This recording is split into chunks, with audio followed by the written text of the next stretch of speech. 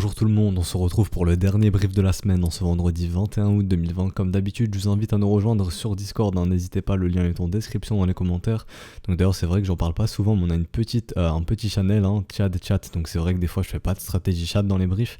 Pour être honnête avec vous, c'est pas ce qui est le plus plaisant à faire en vidéo. Ce serait beaucoup mieux en stream. D'ailleurs j'espère qu'à la rentrée on pourra se faire de petites sessions stream ensemble, on partira chasser ensemble, donc de la stratégie chat, hein. Mais si jamais il y a un channel dans le Discord où beaucoup de membres partagent leurs trouvailles, moi aussi je partage les miennes, donc voilà, si ça vous intéresse, n'hésitez pas à rejoindre le Discord, hein. Tout est en description dans les commentaires. Si le brief vous plaît, encore une fois, n'hésitez pas aussi, je le répète, à laisser un petit pouce bleu et à vous abonner si ce n'est pas déjà fait. Alors aujourd'hui on va parler du Bitcoin encore une fois très rapidement, il se passe pas grand chose, on va plus aller parler un petit peu d'order flow, on va reparler des spreads, je vais revenir sur une chose que j'ai dite hier, enfin j'ai pas dit une bêtise, hein. Mais je pense qu'il y a peut-être un petit peu une mécompréhension vis-à-vis de ça, donc je vais revenir dessus. J'ai vu en commentaire, j'ai essayé d'y répondre, mais peut-être que d'autres se font la même remarque, hein, donc je vais y répondre en brief. Ensuite on parlera un petit peu des assets à risque, on parlera un petit peu aussi du dollar, on clôturera ce brief avec les altcoins, hein, donc Ethereum, XRP, Litecoin, EOS, on parlera un petit peu de Neo et XLM, ok? Donc pour Bitcoin, la situation n'a pas énormément changé depuis hier, je le répète, on est toujours dans cette zone de contraction sur le momentum. Tant qu'on est dans ces zones de contraction, il ne se passera rien. On attendra une résolution de cette contraction du momentum. On avait vu un petit peu aussi le fractal que je vous avais expliqué. Alors est-ce qu'on est dans la même situation? En tout cas pour le moment ça y ressemble, hein. Rappelez-vous le W, la consolidation fait la même chose, W, consolidation ça se ressemble pas mal ici, rappelez-vous, et justement juste ici. Voilà, donc si on refait la même chose, on pourrait revenir taguer un petit peu le support ici. Donc de mémoire c'était 11 000 $, quelque part par là. On va aller voir un petit peu aussi au niveau de l'order flow. Alors au niveau de l'order flow, on voit un petit peu ici, on voit le cours chute, l'open value se met à augmenter brutalement, donc très probablement ici que des gens commencent à short, et tout simplement si ce rallye veut poursuivre, on a besoin de plus de vendeurs tout simplement pour que la liquidité puisse s'accumuler plus haut et que ces vendeurs puissent se faire liquider ou stopper. Un vendeur qui se fait liquider ou stopper, je le répète, c'est un vendeur qui rachète sa position, donc il devient acheteur tout naturellement, et c'est ce qui permet d'avoir une continuation du prix. Donc là les gens ont l'air de pas mal s'exciter, et probablement ici ça commence à shorter pas mal, hein. Donc tout naturellement si on refait le même fractal, on pourrait s'attendre à quelque chose comme ça, revenir un petit peu sur les supports ici, revenir un petit peu sur ces corps de chandelle, voir les mèches pour repartir si on refait un petit peu le même schéma qu'on a vu précédent, tout simplement si le marché refait la même chose, ok? En weekly, je le répète, on est toujours en train de travailler un petit peu cette zone des 11 500. Les vendeurs ici qui proposent de l'offre commencent un petit peu à se faire déborder. On voit que la demande commence un petit peu à prendre le dessus sur cette offre, hein, parce que les vendeurs ont repoussé les prix tellement de fois que maintenant ils commencent à avoir un petit peu de mal justement, et on verra justement si les acheteurs arrivent vraiment à s'affranchir de cette zone. Pour l'instant, on est en train de la travailler. Ce qu'on peut penser pour l'instant, un pullback avant de poursuivre, bon ça on verra ça dans les prochaines semaines, hein, mais pour moi la zone continue d'être travaillée pour le moment, ok? Je vois rien de plus à dire, on va aller un petit peu en 4 heures, je vous ai un petit peu épuré le graphe. Donc tout simplement ici, les acheteurs ont tout intérêt à défendre, hein, ce premier arrêt, donc autour des 10 900 $, hein, pour partir tranquillement, sereinement sur des mouvements de continuation. Donc ici simplement AB égale CD qui pourrait nous ramener à 13 886 $, pardon. Donc tranquillement, on verra si le premier arrêt tient. Ce qu'on peut constater aussi, c'est qu'on continue de faire des creux de plus en plus haut, ou ça en zone de rechargement, donc dès qu'on vient en zone de rechargement, c'est automatiquement rejeté. Donc bon, les gens aiment bien faire du business dans ces zones, acheter les zones de rechargement tout simplement, donc tout naturellement pourquoi pas, on pourrait s'attendre justement ici sur du court terme, hein, tous les acheteurs qui défendent cette zone pourraient tout simplement revenir faire du business dans cette zone, hein, donc dans cette zone de rechargement ici, hein, et on pourrait d'ailleurs bloquer un maximum de vendeurs dans ces zones avant de pouvoir repartir tout simplement si la dynamique reste bien haussière, et pour l'instant ça a l'air d'être le cas encore en 4 heures. Par contre, on va aller rapidement en daily. Pour ceux qui utilisent le RSI, petite vigilance sur le momentum, vous voyez cette divergence ici est bien confirmée, hein, elle a bien été confirmée ici. Cette structure a bien pris forme, donc ici notre divergence est bien confirmée, on va l'indiquer. Rappelez-vous, une divergence, ça ne veut pas dire que le cours va dumper, ça ne veut pas dire non plus qu'on a un top, ok? C'est trop tôt pour parler de top sur ce marché. Ici le momentum, pour ceux qui utilisent le RSI, vous avez l'information bulls, calmez-vous, c'est aussi simple que ça. Ici le momentum respire un petit peu et les bears tentent d'en récupérer le contrôle, mais ça ne veut pas dire que ça va dump, ça veut dire attention, il se passe quelque chose dans la dynamique interne. Et ici si on prend le RSI, les Bears sont en train de reprendre le contrôle de ce momentum. Donc, on peut s'attendre tout naturellement peut-être à revenir un petit peu titiller les supports, aussi simple que ça. Et pour se dire, ok, les Bulls sont de retour sur le momentum, ce qu'on va avoir, c'est simplement un petit W se dessiner sur le RSI pour se dire, ça y est, on a avalé cette divergence, les Bulls ont respiré, ils sont prêts à reprendre le contrôle du bus tout naturellement, parce que la dynamique reste haussière. Tant qu'on ne verra pas des M se mettre en place, on ne pourra pas parler de top sur ce marché. Pour l'instant, on respire juste, c'est juste ça. Si vous regardez la chart en weekly, impossible de dire que ce rallye est terminé pour le moment, ou même en daily, bien trop tôt pour parler de top sur ce marché. Pourtant, les gens ont très très peur.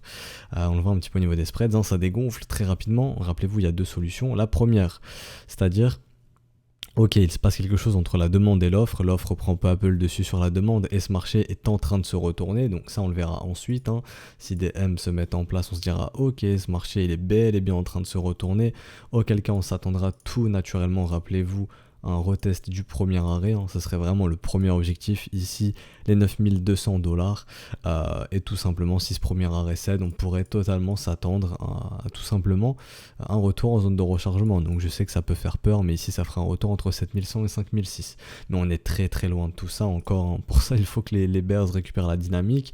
Ils sont en train de récupérer la dynamique interne sur le RSI, mais pour ça il faut récupérer la dynamique, donc ils peuvent se faire avaler très rapidement ici sur le momentum. Comme je l'ai dit ici pour les Bulls, on attend juste, les Bulls attendaient juste un W sur le momentum et c'est reparti, let's go, bien entendu, ok. Voilà, et les spreads donnent la même information, c'est-à-dire que les Bulls sont off. Ça ne veut pas dire que les Bears contrôlent ce marché. Ça veut juste dire que pour l'instant, les Bulls sont en pause et qu'on est en consolidation. C'est aussi simple que ça.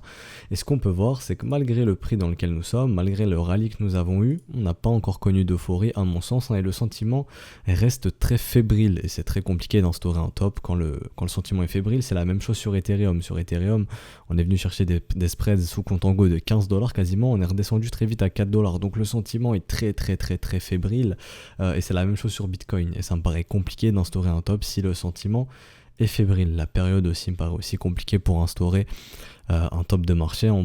Si le marché doit top, on pourrait s'attendre ça à la fin du trimestre, c'est-à-dire en septembre, donc non, juillet, août, septembre, donc fin septembre, aussi tout naturellement, début octobre, fin septembre, faut savoir que le marché il aime bien bottom en fin de trimestre, ou il aime bien top en fin de trimestre, au commencement d'un nouveau trimestre, ok, vous pouvez aller vérifier dans le passé si jamais, mais ici voilà, la période ne me paraît pas tellement comment dirais-je, pas tellement propice à instaurer un top, si un top doit être instauré, je pense qu'on a besoin d'un mouvement FOMO et que les big boys instaurent un top. Savoir que les big boys généralement reviennent de vacances à la fin du troisième trimestre, donc très probablement mi-fin septembre. Et le marché aime bien justement bouger à cette période, Je reprends un petit peu l'été dernier, le marché a pas mal bougé ici juste fin septembre. Fin septembre, on regarde un petit peu, le 24 septembre, le marché a pas mal bougé, tout comme il avait instauré son top ici le 26 juin 2019, qui était la fin du second trimestre. Ok, donc voilà, le marché aime bien, tout comme ici, il avait instauré son bottom, la fin du dernier trimestre annuel. Ok, ici on a commencé ce rallye au tout début du second trimestre et on instaurait le top à la fin du second trimestre, ok.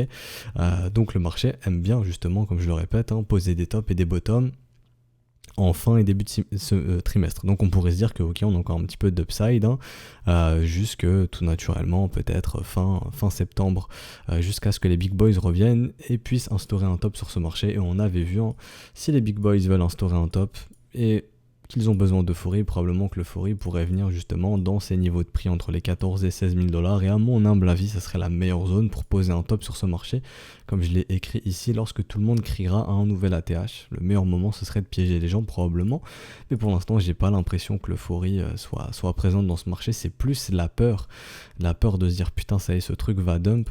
Voilà, en tout cas, c'est plus que les spreads m'indiquent, et on le voit aussi un petit peu au niveau de l'order flow, les gens ici ont l'air de shorter en masse sur ce faible mouvement ici baissier, ok. Donc voilà, ce n'est que mon humble avis, je peux totalement me tromper. Et le marché, on n'a rien à foutre de ce que je pense, bien entendu. Si vous êtes investisseur, hein, vous prenez votre FIB, vous regardez premier arrêt. Le premier arrêt, vous pouvez vous dire, ok, pour moi, ce marché est dans un bull market. Si on est bel et bien dans un bull market, rappelez-vous, le marché ne devrait pas aller plus bas que le premier arrêt, puisqu'on serait dans un mouvement tendanciel bullish. Donc le marché ne peut pas, entre guillemets, on ne pourrait pas retracer sous ce premier arrêt pour continuer son trend. C'est aussi simple que ça. Par contre, si ce premier arrêt cède, vous savez très bien, la zone de rechargement très probablement vous attendra.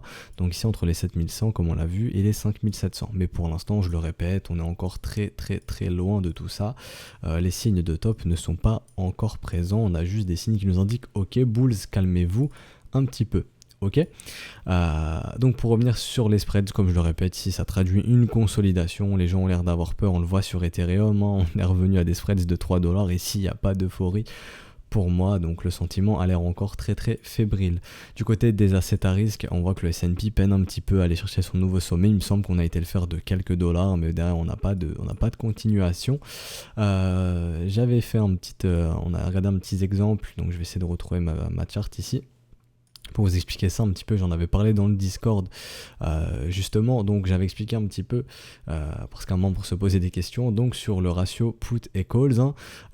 Donc on semble être dans un sentiment côté S&P qui commence à être pas mal bullish. Pourquoi? Parce qu'on commence à avoir beaucoup plus de calls que de puts, donc on est dans un sentiment bullish, et si vous êtes contrariant au marché, tout naturellement, vous devez entre guillemets être bear. Et on voit un petit peu, lorsque le marché est très bear, c'est à ces moments-là qu'on instaure des bottoms, hein, comme ici on le voit, vous voyez aussi beaucoup plus de puts que de calls, donc un sentiment qui est bear. Donc ici bottom, ici beaucoup plus de puts que de calls, donc un sentiment très bear. Bottom, encore une fois, le petit W qui se dessine, c'est reparti. Ici la même chose, sentiment très bear, bottom. Ici pareil sur le crack Covid entre guillemets, pareil, hein, beaucoup de puts. Ici beaucoup plus de puts que de calls, donc sentiment bear, bottom. Et là on voit un petit peu qu'on commence à venir chercher un petit peu les zones de sentiment assez bulls quand même, donc on pourrait s'attendre tout naturellement à un petit retracement sur le S&P avant de repartir, hein, tout naturellement, et on va aller voir un petit peu ce qui se fait sur le dollar. Donc je ne sais plus, voilà, donc si j'ai mis un petit peu le dollar, donc tout naturellement, si on a un rebond sur le dollar, il faudra s'attendre à un petit peu de retracement, probablement sur le gold, hein, sur le gold, sur le bitcoin, le S&P, même le pétrole, etc. si le dollar rebondit. On va aller checker un petit peu la charte du dollar, on va le faire ensemble. Tout naturellement, on va checker un petit peu la charte du dollar. Donc hop, je vais repasser en weekly tout simplement comme ceci. Donc pour l'instant, est-ce qu'on peut parler de bottom? Bon, ça me paraît un peu trop tôt ici en weekly. On va aller un petit peu plus en daily. On va checker la dynamique interne. Ok, on a une divergence ici qui est potentielle. Donc si cette divergence se confirme, on se dira ok, il se passe quelque chose dans la dynamique interne. Et ce qu'on pourrait attendre tout simplement, c'est un W se dessiner, et là on se dira ok, le dollar est prêt probablement à respirer, donc on pourra s'attendre à un retracement sur tout ce qui est asset à risque, gold, etc. Ok, sachant qu'on arrive dans la zone de rechargement, donc tout naturellement, voilà, si ce marché est amené à respirer un petit peu, c'est un petit peu la zone idéale, hein, si ce marché veut respirer. Pour l'instant, à mon avis, ça me semble trop tôt pour parler de bottom ici sur le dollar, ou simplement de mouvement de respiration, comme on l'avait vu en monthly. Si jamais ce gros M ici prend forme, ça serait très mauvais pour le dollar, et on pourrait s'attendre à une explosion des prix, que ce soit sur le gold, sur le S&P, sur Bitcoin tout simplement.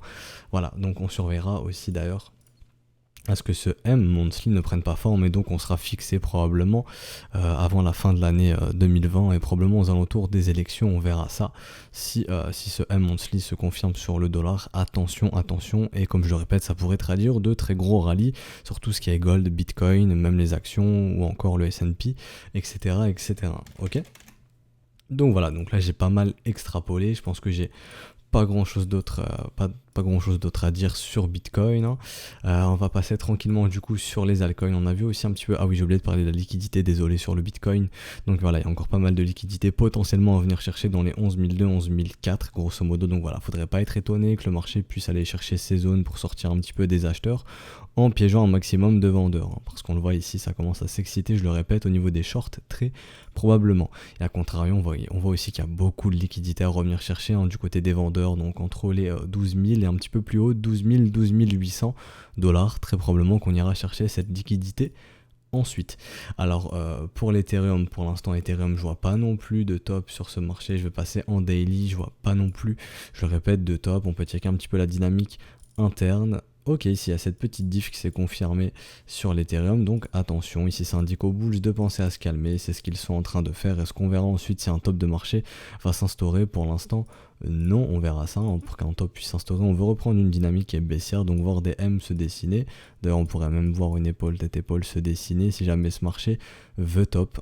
Pour l'instant, c'est pas le cas, juste la dynamique interne indique aux bulls de penser un petit peu à se calmer sur Ethereum, et tout naturellement, si jamais on pourrait s'attendre à un retest du premier arrêt. À tout moment, attendez-vous à un retest de ce premier arrêt, et ici, il se situe sur le niveau des 313$. Donc ce ne serait pas ahurissant de voir un Ethereum revenir chercher les 311$, et ça ne remettrait pas en cause la nature de ce mouvement, qui est tout simplement un mouvement tendanciel bullish pour le moment, tant que ce premier arrêt ici ne cède pas, bien entendu, ok. Donc voilà, pour l'instant trop tôt pour parler de top sur l'Ether, je le répète. XRP toujours dans sa zone de combat, donc on attendra une résolution, qu'elle soit baissière ou haussière. Je le répète, ici ce W a pris forme, donc tout naturellement pour les investisseurs, c'est ce genre de structure que vous cherchez à acheter. Tout comme c'était ce genre de structure ici, vous voyez ici tous ces W qui ont lancé ce rallye, actuellement c'est la même chose, ce marché tente de poser un bottom, les bulls tentent de respirer un petit peu, et on avait vu un petit peu les targets, un retracement de moitié ici ne serait pas ahurissant non plus, ok. Je vois rien d'autre à dire pour XRP. Alors Litecoin, on arrive dans la zone de rechargement de short, donc des acheteurs qui prennent profit, des vendeurs qui commencent un petit peu à se montrer. On va checker la dynamique interne, toujours pas de signe de divergence ici, ou des bears qui auraient un contrôle sur le momentum, donc pour moi pas de signe de top. Ici, on va tracer aussi notre premier arrêt. À tout moment, on pourrait s'attendre à un retest de ce premier arrêt. Ici, aux alentours des 52$. Ça serait sain de revenir tester ce premier arrêt, mais pour l'instant, j'ai pas grand chose d'autre à dire. EOS, je reviens dessus, donc EOS qui avait fait son W weekly, encore une fois ici c'est un signal d'achat pour les investisseurs moyen long terme. Cette structure nous indique que le marché est prêt à respirer un petit peu, à repartir dans une dynamique haussière, donc à respirer un petit peu.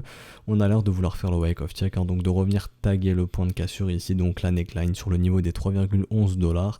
Donc d'ailleurs ici ce niveau pourrait être un niveau assez intéressant pour les investisseurs si jamais. Alors Neo, on était parti sur un mouvement de continuation, voilà, je m'en rappelle. Donc mouvement de continuation, 1 creux, 2 creux, 3 creux, la structure, donc setup de continuation déclenché pour les traders de continuation. On est venu chercher la target max ici, donc tout naturellement le marché se met à respirer à l'arrivée de cette PRZ, donc rappelez-vous la PRZ potential reversal zone, donc potentielle zone de retournement, qui est simplement la target AB égale CD. Donc tout simplement naturel, tout naturel de voir le prix respirer un petit peu. Maintenant quand je regarde la dynamique interne, pour moi c'est toujours une dynamique interne bull. Je regarde la dynamique, c'est toujours un marché qui est contrôlé par les bulls, donc on peut s'attendre un petit peu de respiration. Je vais supprimer tout ça tout naturellement et on va retracer un fib et on va voir où se situe le premier arrêt. Voilà, donc le premier arrêt se situe ici sur le niveau des 14$, donc non, attendez, ça c'est mal mis, donc sur le niveau des 13,7$, donc on pourrait s'attendre à tout moment à un retest de ce premier arrêt. Pardon, la porte a fait un petit bruit, j'ai sursauté. Un retest de ce premier arrêt, donc de se dire, ok, est-ce que ce mouvement est toujours un mouvement tendanciel bull ou non? Pour l'instant, oui, ce premier arrêt n'a pas cédé, et si c'est le cas, on pourrait tout simplement s'attendre à un retour de ce premier arrêt avant de poursuivre ce rallye, ok? Tout simplement comme ceci. Donc pour l'instant, c'est un rallye qui est toujours contrôlé par les bulls. Et on va finir ce brief avec XLM. Donc XLM, on est toujours dans notre zone de combat. On l'avait identifié, les bulls n'arrivent pas à s'affranchir de cette zone de combat. Donc je vais déplacer le fib très rapidement, comme ceci. Donc ça va un petit peu bouger le premier arrêt et la zone de rechargement. C'est tout à fait normal, bien entendu. Hop, je replace la zone de rechargement, je l'étends bien. Hop. Donc le premier arrêt, on pourrait s'attendre à un retest de ce premier arrêt sur les 8,5 centimes, grosso modo. On va aller checker un petit peu la dynamique interne. Donc on a vu cette div se mettre en place, donc qui indique aux bulls de penser à se calmer un petit peu, donc c'est pour ça que ce rallye commence à ralentir aussi. On voit qu'on arrive dans cette zone de rechargement de short, donc attention ici pour les bulls, ce n'est pas les localisations bien entendu que vous voulez acheter, vous voulez acheter les localisations, les zones de rechargement, bien entendu, aussi simple que ça. J'avais mis tous les creux dans le volume profile, on va les réafficher après, bien entendu, ça fera des raisons de localisation pour ceux qui souhaitent investir. Donc si vous êtes investisseur, que vous avez raté ce rallye, vous dites ok, où est-ce que je pourrais investir? Bon, la zone de rechargement, bien entendu, encore une fois, c'est la localisation idéale pour vous. On peut voir qu'il y a des creux dans la value juste ici. Le marché reviendra probablement faire du business dans ces zones pour punir ceux qui sont rentrés en FOMO tout simplement sur ce mouvement vertical. Pour l'instant, ce mouvement n'est pas encore terminé, donc patience, on ne peut pas se dire que ce mouvement est fini. La divergence ici s'est mise en place, donc on peut se dire ok, les bears tentent de récupérer le momentum, mais c'est pas assez suffisant pour instaurer un top. Maintenant, ce que je peux voir actuellement, ok, non, donc ce W avait été instauré sur la dynamique, donc ok, maintenant même les bulls sont actuellement en train d'essayer de récupérer cette dynamique. Maintenant, ce que je peux voir, c'est que pour moi, on a un momentum qui se contracte, et ça traduit tout simplement cette battle zone, bien entendu, juste ici, ok, que je vais replacer bien entendu ici. Donc on est toujours dans cette zone de combat, on attend une résolution. Le momentum nous traduit un peu la même chose, hein. Le momentum passe dans les mains des bears, repasse dans les mains des bulls, et maintenant on est dans une contraction de ce momentum. Pour moi, on attendra résolution, et donc résolution de cette zone de combat. Si les bulls gagnent, tout naturellement on pourra s'attendre à aller chercher des niveaux plus hauts, bien entendu. Si les bears gagnent, le premier objectif serait le premier arrêt, et si jamais ce premier arrêt cède, on pourrait aller faire un petit tour dans la zone de rechargement. Et ici je m'adresse aux investisseurs, c'est cette zone que vous souhaitez acheter, hein. Si vous êtes investisseur, c'est une excellente zone pour vous. On va afficher les prix tout simplement, ce qui serait les 6,2 centimes de dollars et les 4,7 centimes de dollars. Donc cette zone de rechargement juste ici, et vous faites ça un petit peu sur toutes les altcoins qui vous intéressent, hein. Donc je sais pas, par exemple OMG, on m'en a parlé beaucoup, on avait identifié ce setup de continuation. Ok, à dommage sur ici Bitfinex, cette petite mèche, hein, qui a tué le deuxième creux, donc quoique on peut avoir aussi un troisième creux ici. La structure, bon, il n'y a pas de souci, pour moi ça me paraît valide, hein. Faut juste déplacer comme ceci nos creux, mais ici setup de continuation déclenché pour les traders de continuation avec ce W ici sur les 0,25. Mais si vous êtes investisseur, vous n'achetez pas bien entendu un marché complètement vertical comme ceci, hein. Bien entendu, il fallait acheter premièrement quand c'était horizontal ici, hein, quand tous ces W prenaient forme. Ici vous avez le signal de vous dire ok, j'ai un marché horizontal qui dessine des W dans une localisation très intéressante sur un ATL, là ok, en tant qu'investisseur pas de souci. Par contre ici, c'est fini pour vous, hein. Faut surtout pas acheter ça. Donc tout naturellement, on va regarder premièrement où est-ce que ce marché a retracé. Donc je vais prendre le top, si j'y arrive, hop, je vais prendre le top. Je regardais rapidement le temps du brief pour pas que ce soit trop long pour vous, 21 minutes c'est bon. Donc on prend le bottom, on voit que ce marché pourrait tout naturellement aller chercher ce premier arrêt juste ici, donc sur les 11 dollars, ok. Bien entendu, est-ce que vous achetez un truc complètement vertical comme ça? Non, on va passer en daily et on va tracer tranquillement notre zone de rechargement, et ce sera la zone où vous souhaiterez investir, ok. Donc tout simplement la zone ici entre les 3,80 dollars et les 3,28 dollars, ok. Donc cette zone est à privilégier si vous êtes investisseur. Ça ne sert à rien de courir après le marché. Ici, des gens vont se faire punir, ils se feront punir où? Bien entendu, dans cette zone de rechargement, très probablement. On pourrait même aller plus bas, on voit des creux dans le volume. Donc déjà, il y a un creux dans le volume profile. Ici, on pourrait revenir faire du business ici sur le niveau des 2 dollars, 2,50 $. Et on voit aussi qu'il y a un creux ici. Donc le marché pourrait revenir faire du business ici entre les 1,49 $ et 1 $. Je sais que ça peut vous paraître super bas. On est monté à 9,5 $. Mais à tout moment, le marché pourrait revenir chercher ces zones.